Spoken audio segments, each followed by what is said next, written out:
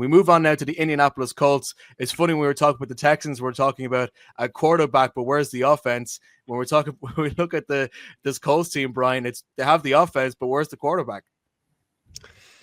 I think we know who the quarterback is, Shane. Love him or hate him, and me and Kieran obviously have our feelings. I think ultimately it will be Daniel Jones' job come the start of the season. I don't necessarily say it because of what's happened over the course of the last week, and even in camp where there's been question marks over Richardson's performances and obviously the situation from getting injured in the open preseason game. I think it's more about the fact that if you're going to invest $70 million in a quarterback on a one-year deal, I don't think the owner, obviously the owner is gone to the great unknown, but his family who've taken over will look at that and say, we really want to be investing $70 million in a quarterback that's going to sit in the sideline. I think this, for me, reminds me of that Baker Mayfield project where he has a one-year prove-it deal, and ultimately the fact that they're bringing in a quarterback who's had his own troubles over the course of the last few years in New York with the Giants proves to me that they just don't really have enough faith and sustainable faith and see the sustainable growth in Richardson, Anthony Richardson. I think ultimately Daniel Jones will win the position.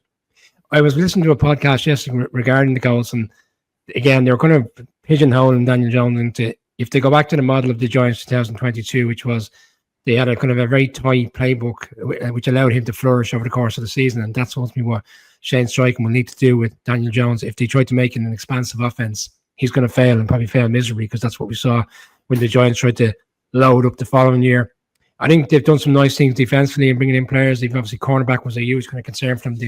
They've kind of doubled down on that. And this Colts team are quirky. You look at it on paper and you could argue they're the best team in the division, but it's the consistency part. And ultimately that's going to come down to whether Daniel Jones can take a leap forward and put this team into a position to win games late on in four quarters. I think the pressure is off him to a certain extent, because I just don't think the nature of playing for the Colts, with all due respect, is the same as the magnitude of the intense pressure that comes with New York. I think he might flourish to a certain level. I think we might be slightly surprised in terms of what we see from. I'm not buying him too much, Shane, but I think you're selling him.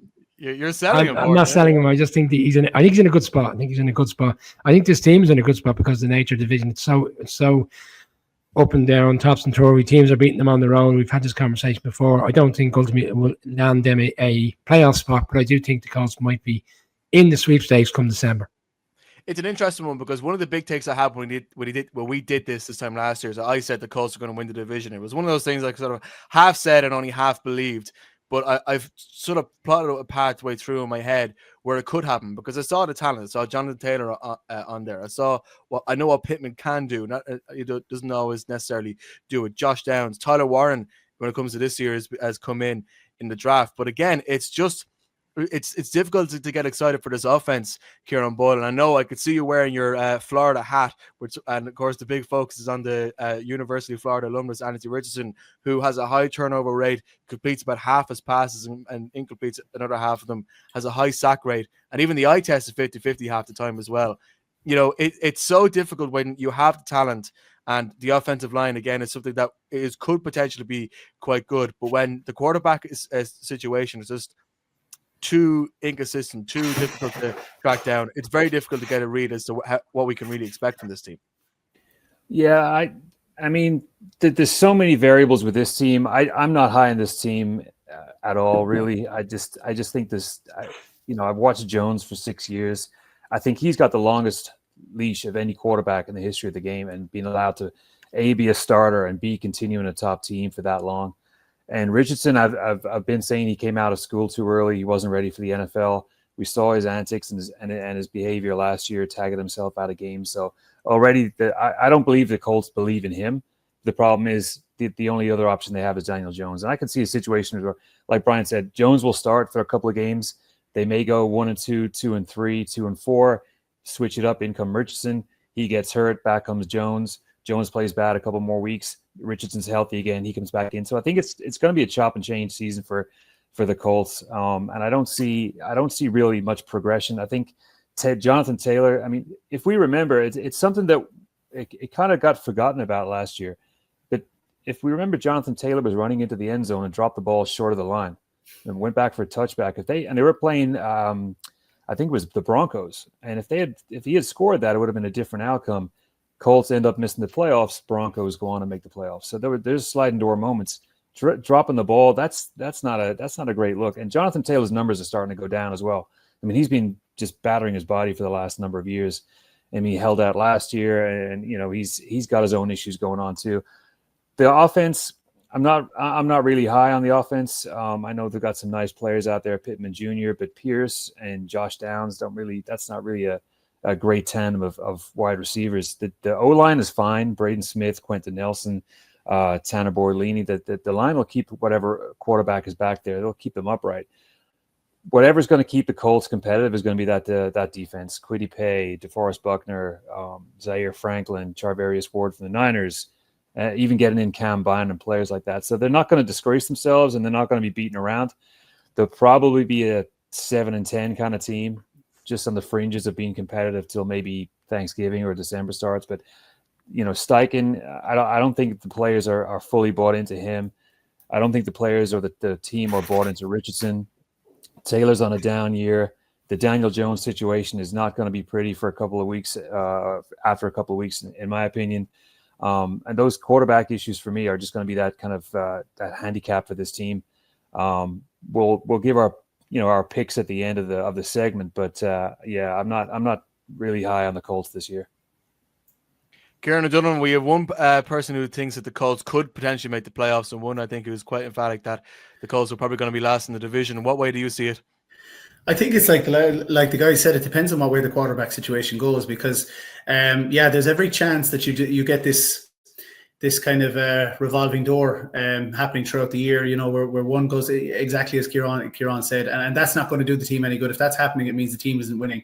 But there also is the scenario where Daniel Jones comes in and has this renaissance as a quarterback, and fair enough, he might deserve to be out of the league up to now, but again, you look at these guys who've blossomed late in their careers, and for all his failings, Daniel Jones he's shown ability in the passing game, and he's shown ability on the ground as well. He's got some wheels when he doesn't trip over himself, but on paper, any quarterback is going into a good situation here, because Jonathan Taylor still ranked as one of the top 10 running backs last year. I think he had I think he was ranked 7 by ESPN. He had the 4th most rushing yards in the league.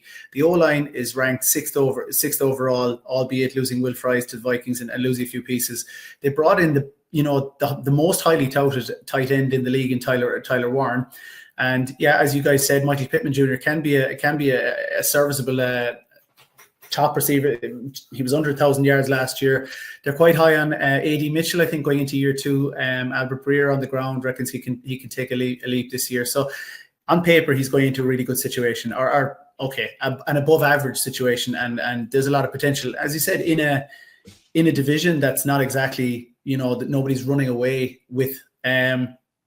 Looking at the defensive side of the ball, one thing that struck me today, I went on ESPN earlier, and of the 11 or 12 starters they have on the defensive side of the ball, 8 at the moment are questionable. So I don't know how many of those injuries are going to be long term. How many guys are they going to have to start the season without? But again, they have a top 10 secondary, bringing in Charvarius Ward and Cam Bynum are projected secondary. So look, there's a lot to be hoping for, but again, there's probably too many ifs for this team going into the season. And while they might have a relatively mid to high ceiling, I think there's too many ifs.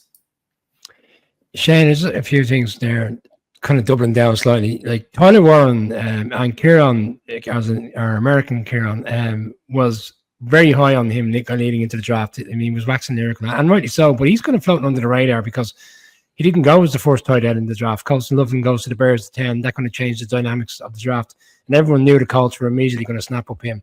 I mean, he's been compared to Jeremy Shockey type stuff. That's the comparables that are out there to him. I'd oppose Kieran in terms of saying, like, Josh Downs for me is a serious threat down the field. He actually flourished when he was playing under Joe Flacco. Joe Flacco was the one who seemed to be able to get the ball down the field to him. There's question marks over whether one of these quarterbacks can do that. And Daniel Jones, the final thing I'll say on Daniel Jones, one of the best attributes is that he can run the ball effectively. If he can slide properly is another thing. But we saw last year time and time again that Richardson was put into these unfortunate situations where Steichen just kept calling run plays. I wonder, again, are we going to see something similar where Daniel Jones, in particular week 1, is it going to be a dual threat where him and Taylor are essentially trying to run the ball time and time again? That's not going to bode well for the quarterback in the long run, but I think they could benefit to Daniel Jones early on in the season in terms of his running ability, but whether the longevity of that over the course of the season is questionable. But I think they've enough attributes on offense to get wins that we don't expect. Nothing ever changes. Brian O'Leary, even if Daniel Jones isn't on the Giants, he's still batting for him. It'd be interesting to see how it goes on. I think my biggest worry is that I just hope that by the time that the Colts are playing in Berlin, that the hope hasn't started to drain out of that team. But there's a lot of talented guys in there, that especially now that Jim Irsay is gone, and maybe that might change the atmosphere inside the building. That if things start becoming more unpredictable, like at what point do players start realizing, hang on a second, what am I doing here? I start checking out. That is my fear, and I actually lean more towards Kieran Boyle's view on this team than the rest. I'm probably not as hopeful for them as the rest, but it'd be interesting to see what things happen when the season kicks off.